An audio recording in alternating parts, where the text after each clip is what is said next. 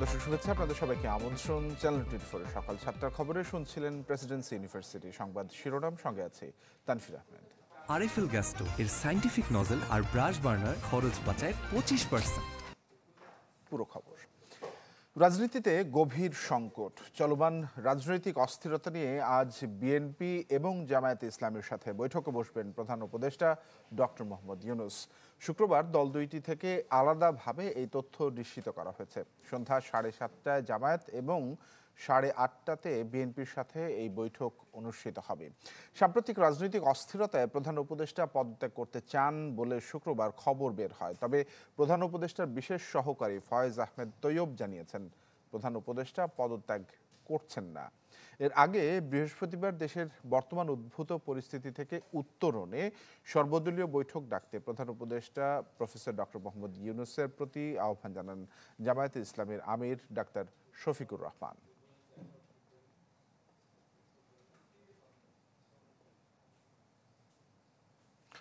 ক্ষমতার দ্বন্দ্বে রাজনৈতিক দলগুলোর মধ্যে তীব্র হচ্ছে মতবিরোধ। হাসিনা বিরোধী আন্দোলনে এক ছাতার নিচে দাঁড়ানো দলগুলোর মধ্যে চলছে টানাপোড়েন, যেখানে দায়িত্বহীন আচরণ এবং অশ্রদ্ধাই বড় কারণ বলে মনে করছেন বিশ্লেষকরা। অবস্থান না পাল্টালে সামনে আরও বড় খেসারত দিতে হবে বাংলাদেশকে, যা কোনো অবস্থাতেই কাম্য নয় বলে মনে করছেন তারা। সাদ বিন শফিকের প্রতিবেদন। স্বৈরাচার ঠেকাতে মত পথের ভিন্নতা ভুলে 5 আগস্ট এক মোহনায় ভিড়েছিল যে জনপদ, সেখানেই এখন উল্টো সুর। রাজনৈতিক দলগুলোর ক্ষমতা আর স্বার্থের দ্বন্দ্ব এখন অনেকটাই প্রকাশ্যে। ফ্যাসিবাদ বিরোধী প্ল্যাটফর্মগুলোরও যেন ছন্নছাড়া অবস্থা, যার প্রভাব স্পষ্ট রাজনীতির মাঠে। সংস্কার ও নির্বাচন প্রশ্নে দূরত্ব বেড়েছে অন্তর্বর্তী সরকারের সাথেও, যা নতুন বাংলাদেশের আকাশে ফেলেছে কালো মেঘের ছায়া। মাত্র 10 মাসে কেন এমন পরিস্থিতি তৈরি হলো? বিশ্লেষক ও গবেষকদের মতে এর পুরো দায় নিতে হবে রাজনৈতিক দলগুলোকেই। দায়িত্বশীলতার পরিচয় দিতে ব্যর্থ হয়েছে অভ্যুত্থান পরবর্তী নেতৃত্ব। এক্ষেত্রে বড় দলগুলোকে আরও পরিণত রাজনৈতিক আচরণের পরামর্শ বিশ্লেষকদের। একটা দল যখন ক্ষমতায় থাকে তখন বিরোধী দলকেও একভাবে নিয়ন্ত্রণ করার ক্ষমতা সেই দলের থাকতে হয়। কারণ ইউনূসের পক্ষে একটা অনির্বাচিত সরকার হিসাবে এই সমস্ত রাজনৈতিক দলকে সামাল দেয়া সম্ভব হচ্ছে না। কাজেই দেশে একটা এদিক দিয়ে খুব সংকটজনক পরিস্থিতি তৈরি হয়েছে। পুরো পরিস্থিতির জন্য আমি দায়ী করব বিএনপিকে। বাংলাদেশের আগামী যদি পরিস্থিতি খারাপের দিকে যায় এবং কি বলবো আমি, খোদা না করে কোনো গৃহযুদ্ধের দিকে যদি যায়, তার জন্য 100 ভাগ দায়ী হবে বিএনপি। বিশ্লেষকরা বলছেন, রাজনৈতিক ব্যর্থতায় গণতন্ত্রের জন্য 90 পরবর্তী বাংলাদেশকে যে বিশ্বাসঘাতকতার মুখোমুখি হতে হয়েছে, 24-এর গণ অভ্যুত্থানের পর সেই আকাঙ্ক্ষার বাস্তবায়ন না হলে পরিণতি হবে একই। লুটেরা মাফিয়া শ্রেণীর যে নির্বাচনী ব্যবস্থা, এই সমস্ত কিছু যেমন আছে তেমনি রেখে আপনি দলগুলো ছেড়ে জামাত থেকে নির্বাচন দাও। তো নির্বাচন দেওয়ার মধ্য দিয়ে তারা এটা বলে ক্ষান্ত থাকলো না, তারা ক্রমাগত এই সরকারকে চাপ প্রয়োগ করতে থাকলো। একজন করে ডাকা না, সবাইকে একসাথে নিয়ে বসা, এটা খুব ইম্পর্টেন্ট। বসে সমস্যাগুলো তাদের কাছ থেকে শুনিয়ে আসলে তারা যেটা ভাবছে, সরকার যেটা ভাবছে, এই দুইয়ের মধ্যে ফারাকটা কোথায়, ফারাকটা আপনার দেখতে হবে না। অভ্যুত্থানের নেতৃত্বে থাকা ছাত্রদের রাজনৈতিক দল গঠন ও তাদের পথ চলায় ত্রুটি দেখছেন কেউ কেউ, যার সুযোগ নিতে মরিয়া পুরনো ফ্যাসিবাদী ব্যবস্থা। একটা সদ্য জন্ম নেওয়া দল, যার বয়স মাত্র 3 মাস, কিন্তু দলটার যে আচরণ, সে এমনভাবে বিহেভ করছে অ্যাজ ইফ এই বাংলাদেশের সে ক্ষমতাসীন দল, যাকে ইচ্ছা হুমকি দিচ্ছে, এখনও ক্ষেত্র বিশেষে মোতায়েন করছে। এদের কিছু কিছু কথাবার্তা প্রতিক্রিয়াশীলও বটে। এটা খুবই একটা হতাশাব্যঞ্জক ব্যাপার।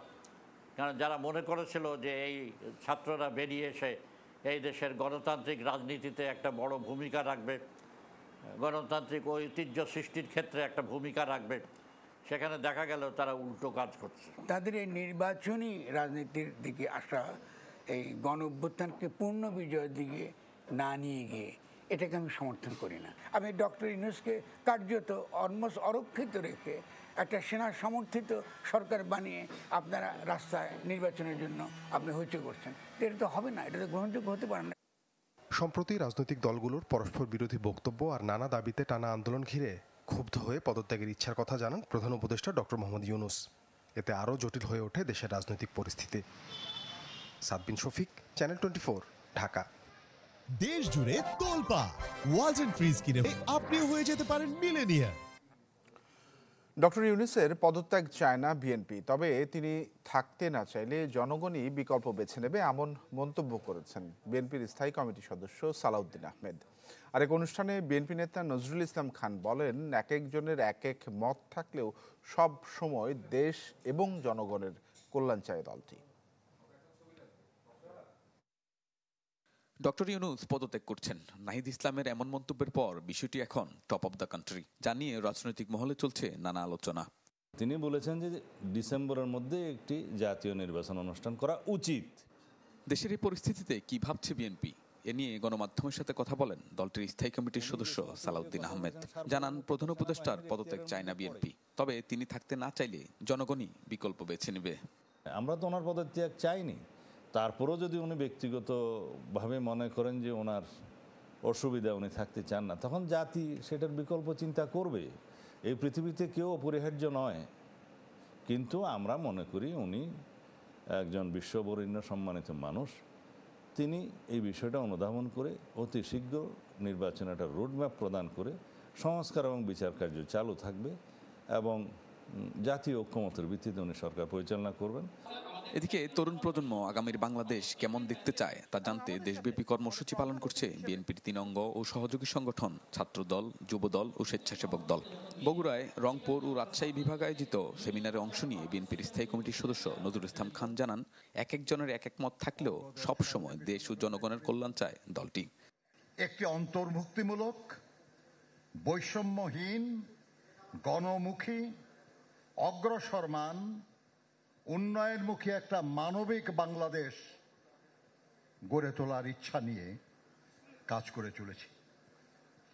সেরকম একটা সমাজ, সেরকম একটা রাষ্ট্র প্রতিষ্ঠা আমাদের অঙ্গীকার এবং আমাদের স্বপ্ন। আগামীর বৈষম্যহীন দেশ গড়ার যোগ্যতা কার আছে তা তরুণ প্রজন্মকে ভেবে দেখারও আহ্বান জানান বিএনপির অন্যতম নীতি নির্ধারক। কিছু করার ইচ্ছা নিয়ে এই রাজনীতি করি। শাহনেওয়াজ পাবলু, চ্যানেল 24। যৌক্তিক সংস্কার ও নির্বাচন পর্যন্ত ডক্টর ইউনূসকে ক্ষমতায় থাকার আহ্বান জানিয়েছেন হেফাজত নেতা মামুনুল হক। রাজধানীতে এক বিক্ষোভ সমাবেশে তিনি বলেন, ঐক্য বিনষ্টের চেষ্টা করছে ফ্যাসিবাদের দোসররা, আর এক্ষেত্রে বিএনপি ও জামায়াতকে গুরুত্বপূর্ণ দায়িত্ব পালনেরও আহ্বান জানান তিনি। প্রফেসর ইউনূস সাহেব ক্ষমতায় আছেন এবং ইনশাআল্লাহ তিনি একটি যৌক্তিক সংস্কার এবং যৌক্তিক সময়ের মধ্যে নির্বাচন পর্যন্ত তিনি ক্ষমতায় থাকবেন। আসুন আমরা হাতে হাত রাখি, আবার জুলাই এবং আগস্টের চেতনাকে শানিত করে বাংলাদেশে অভূতপূর্ব ঐক্য সাধন করে সকল ষড়যন্ত্রকে আমরা নস্যাৎ করে দিতে চাই। শুধুই নির্বাচন আয়োজনের জন্য দায়িত্ব নেয়নি অন্তর্বর্তী সরকার, তাই সঠিকভাবে দায়িত্ব পালন করতে না পারলে এই দায়িত্বে থাকা অপ্রাসঙ্গিক বলে মন্তব্য করেন বন ও পরিবেশ বিষয়ক উপদেষ্টা সৈয়দা রিজওয়ানা হাসান। বলেন, প্রধান উপদেষ্টার পদত্যাগ নিয়ে উপদেষ্টা পরিষদের বৈঠকের পর অনেক আলোচনা হয়েছে, এ নিয়ে কোনো চাপ নেই। ছাত্র জনতার অভ্যুত্থানে 5 আগস্টে শেখ হাসিনার পতনের পর দায়িত্ব নেয় অন্তর্বর্তী সরকার। এরপর থেকেই বিভিন্ন দাবি নিয়ে রাস্তায় আন্দোলনের নামে বিভিন্ন পক্ষ। আওয়ামী লীগ নিষিদ্ধের পর ইশরাক হোসেনকে মেয়র পদে বসাতে বড় পরিসরে আন্দোলনের নামে তার সমর্থক এবং বিএনপির নেতাকর্মীরা। পাল্টাপাল্টি দাবি আসে কয়েকজন উপদেষ্টার পদত্যাগের। এরই মধ্যে ডিসেম্বরের মধ্যেই জাতীয় নির্বাচন হওয়া নিয়ে সেনাপ্রধানের বক্তব্য নজর কাড়ে সবার। এমন অবস্থায় বৃহস্পতিবার উপদেষ্টা পরিষদে কথা ওঠে প্রধান উপদেষ্টা পদত্যাগ করতে চান। এমন খবর ছড়িয়ে পড়ার পর এনসিপির আহ্বায়ক নাহিদ ইসলাম প্রধান উপদেষ্টার সাথে দেখা করে জানান, ডক্টর মোহাম্মদ ইউনূস পদত্যাগের সিদ্ধান্ত নিচ্ছেন।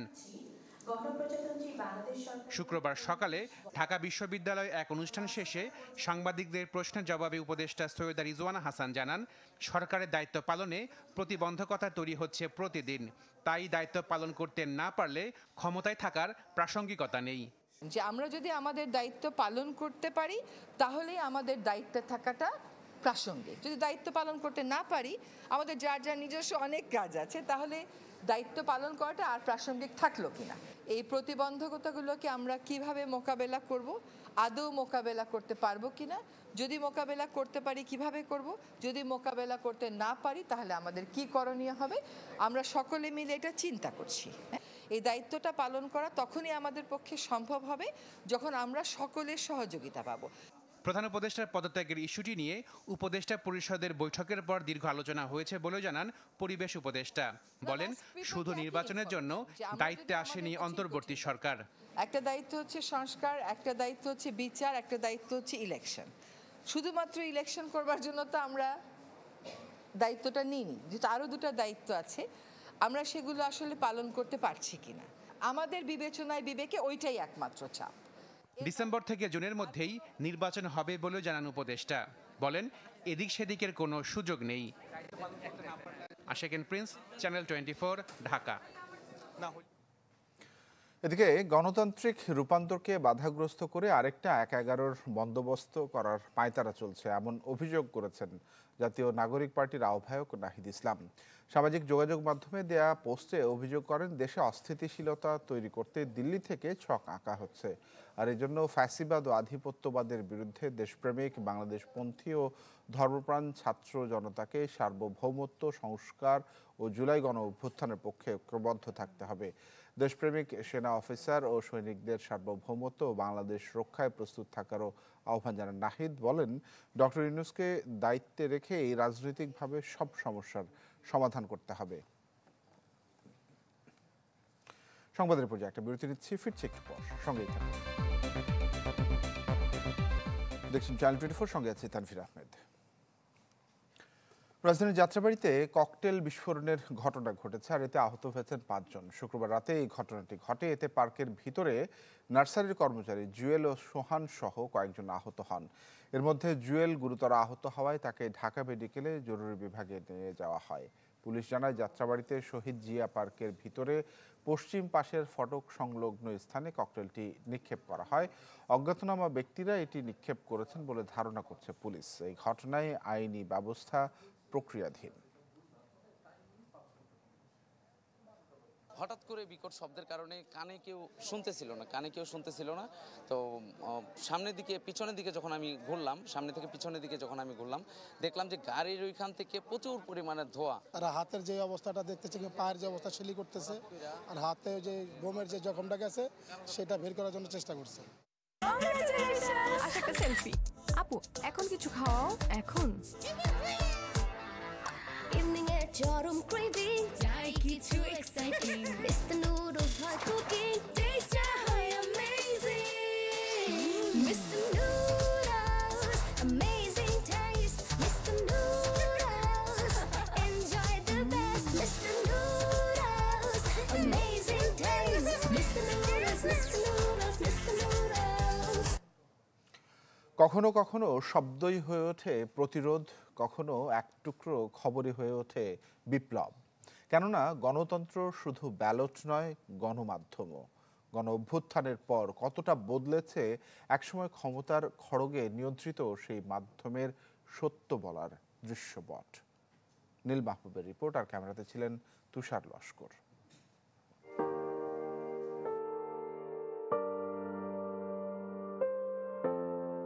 কখনো কখনো একটা প্রতিবেদন লিখতে লাগে একটা জীবন, যেখানে শুধু তথ্য নয়, সত্য নয়, সাহসটাও যে বড় চ্যালেঞ্জ। তবে কণ্ঠ আর ভাষায় যাদের লড়াইয়ের অস্ত্র, কতটা মানসিক লড়াইয়ের মঞ্চ সেই গণমাধ্যম কর্মীদের মগজাস্ত্র। কি পরিমাণ নিরাপত্তাহীনতায় একজন গণমাধ্যম কর্মীকে ভুগতে হয় আসলে। তো সেই বিষয়টাও যখন আমরা মাথায় আসে, তখন আসলে আমাদের কলমটা কোন দিকে যাবে আমাদের ভাবতে হয়। এই ভাবার যে বিষয়টা, সেটাই আমাদের কাছে মনে হয় সবথেকে বড় চ্যালেঞ্জের। গণমাধ্যম শব্দটা যেন একটা আয়না। কেউ ভাবে এটা শুধু খবর পৌঁছানোর যন্ত্র, কেউ ভাবে এটা রাষ্ট্র ক্ষমতার চতুর্থ স্তম্ভ। যদিও গণমাধ্যম আদতে গণতন্ত্রের চোখ, কান আর কণ্ঠস্বর। তবে মোটা দাগে প্রশ্ন হলো, একসময় যে মাধ্যমে ছিল ক্ষমতার খড়গ, গণঅভ্যুত্থানের নতুন এক বাকভঙ্গে সেই কাঠামো কতটা পেয়েছে তার সত্য স্বাধীন ছাড়পত্র। গণ অভ্যুত্থান, গণমাধ্যম, গণমানুষ, এই তিনটা শব্দ কেন বললাম? কারণ গণ অভ্যুত্থানের পর আমরা ভেবেছিলাম গণমাধ্যম গণমানুষের কথা স্বাধীনভাবে বলতে পারবে এবং সত্য বলতে পারবে। তবে এখনও সত্য লিখতে গিয়ে আমাদের বারবার ব্যাক স্পেস চাপতেই হয়। অনেক সময় সত্যকে আমাদের এডিট করতে হয়েছে, ডিলিট বাটন চেপে ফেলেও দিতে হয়েছে। কিন্তু 5 আগস্ট পরবর্তী সময়ে আমরা ভেবেছিলাম সেই সত্যটাকে হয়তো প্রকাশ করব, কিন্তু দেখা গিয়েছে যে সাংবাদিকতার যে চ্যালেঞ্জটা, সেই চ্যালেঞ্জটা কিন্তু আমাদের রয়ে গিয়েছে। তবে সরকারের তরফ থেকে খুব একটা যে নিয়ন্ত্রণ করা হচ্ছে বা খবরদারি করা হচ্ছে বা এটা আগে দাও, এটা দাও, এটা এইভাবে দাও, সেই ধরনের পরিস্থিতিটা এখন আর নেই। তবে মব ভীতিটা রয়েছে, আত্মনিয়ন্ত্রণ বা সেলফ সেন্সরশিপ যেটাকে বলি, সেটা কিন্তু এখনও আমরা বের হয়ে আসতে পারিনি। গণ অভ্যুত্থান পরবর্তী জনগণের যে প্রত্যাশা ছিল রাষ্ট্র কেমন হবে, রাষ্ট্রের স্ট্রাকচারটা কেমন হবে, সেখানে মানুষের প্রত্যাশা কি পূরণ হয়েছে? যদি উত্তর না হয় তাহলে সেই একই কথা প্রযোজ্য গণমাধ্যম কর্মীদের ক্ষেত্রেও। 5 আগস্টের আগেও সাংবাদিকদের একটি গোষ্ঠী আগের সরকারের তাবেদারি করে গিয়েছে এবং এই 5 আগস্ট পরবর্তী যে সময়টা, সেখানেও কিন্তু তারা তাবেদারি করছে, হয়তো অন্য কোনো গোষ্ঠীর। তো এই রকমভাবে যদি পরিবর্তন আসে, সেই পরিবর্তন তো গণমাধ্যমকে কখনো বদলাতে পারবে না। আগে সাংবাদিকদের নিজেদেরকেই বদলাতে হবে। যদিও গণঅভ্যুত্থানের পর বদলেছে অনেক কিছু, জনতার ভাষা চড়া হয়েছে, রাস্তায় জোরালো হয়েছে দাবি দেওয়ার স্লোগানও, কিন্তু গণমাধ্যমের মাইক্রোফোন আর গণমাধ্যম কর্মীদের কণ্ঠস্বর ফ্যাক্ট চেক করার আগে এখনও যে তাদের সময় কাটে ফিয়ার চেকে, কেননা কিছু সত্য এখনও যে হারিয়ে যায় ব্যাক স্পেসে। যে অবস্থা চলছে তাতে স্টেট দাবি করতে পারে এবং দাবি করছেও যে আমরা কোনো প্রেশার ক্রিয়েট করছি না, কারণ সরাসরি স্টেট অ্যাপারেটাস বা স্টেটের কোনো উইং জড়িত না। কিন্তু আমার সোশ্যাল সিকিউরিটি যেটা, সেটা তো দেওয়ার দায়িত্ব স্টেটের। স্টেট যখন এই বিষয়ে ঘুমায় আছে, তখন বুঝতে হবে যে উনি জেগে জেগে ঘুমাচ্ছেন। সো সোশ্যাল সিকিউরিটির ক্ষেত্রে স্টেট অ্যাপারেটাস বা স্টেট যখন জেগে জেগে ঘুমায়, তখন সাংবাদিকতা হতে পারে না। অনেকের মতে প্রেস ফ্রিডম এখন একটা শব্দ, যা প্রিন্ট করা যায় তবে প্র্যাকটিস করা যায় না। তবে গণ অভ্যুত্থানের পর গণমাধ্যম যে সন্ধিক্ষণে দাঁড়িয়ে, সেখানে আশাবাদী হাওয়াটাই প্রবল। কেননা প্রতিটি উচ্চারিত সত্য, প্রতিটি ঝুঁকি নেওয়া প্রতিবেদন এই পথেই যে এগিয়ে দেয় গণমাধ্যমকে। নীল মাহবুব, চ্যানেল 24, ঢাকা। দক্ষিণ চ্যানেল 24 নিচ্ছে আরও একটি বিরতি, সঙ্গে থাকুন।